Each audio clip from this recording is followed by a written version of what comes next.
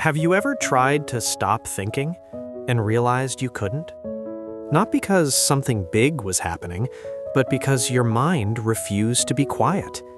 One thought turns into another, then another. And before you know it, you are trapped in a loop you didn't choose. The past replays, the future feels heavy, and the present slowly disappears. Most people don't even realize it's happening. They just call it thinking. There was a young man named Daniel who believed he was just being careful with life. He analyzed everything, every decision, every conversation, every small mistake.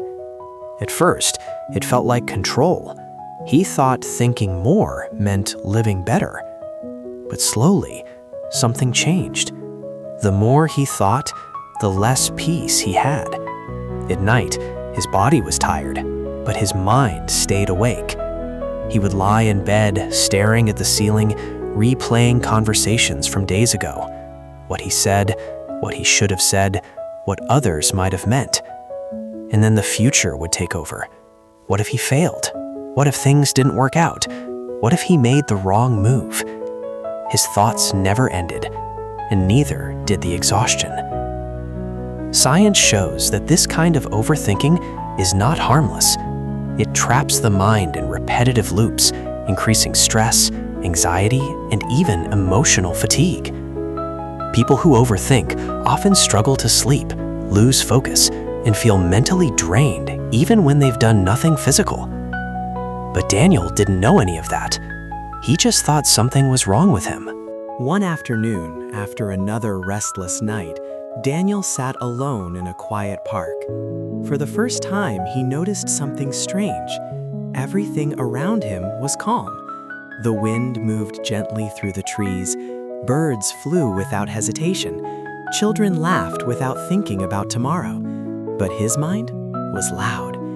That's when he met an old man sitting on a wooden bench nearby. The man wasn't doing anything. He wasn't reading, he wasn't on a phone. He was just sitting. Calm, still, present. Daniel watched him for a while, confused. Finally, he asked, "How are you so peaceful?" The old man smiled. "I'm not carrying anything," he said. Daniel frowned. "I'm not carrying anything either." The old man looked at him carefully. "Yes, you are," he replied. "You're carrying everything."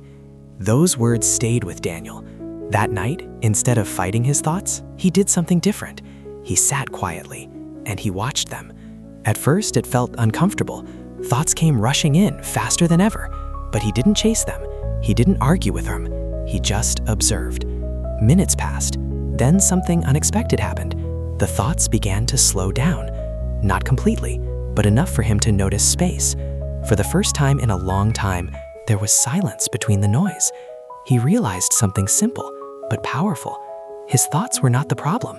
The problem was how tightly he held on to them. Overthinking feeds on attention. The more you engage with it, the stronger it becomes. But when you stop reacting, it begins to lose its grip. Days turned into weeks. Daniel didn't become perfect. His mind still wandered. But now he knew something he didn't know before. He didn't have to follow every thought. He didn't have to solve every worry. He didn't have to carry everything. Slowly, his sleep improved. His focus returned. The constant tension in his chest faded. Not because life became easier, but because his mind became lighter. And one evening, sitting in the same park where everything began, Daniel smiled. Nothing around him had changed, but everything inside him had. So the next time your mind refuses to be quiet, don't fight it. Don't run from it. And don't believe everything it says. Just watch. Because sometimes the peace you're searching for is not something you need to find. It's something you need to stop holding.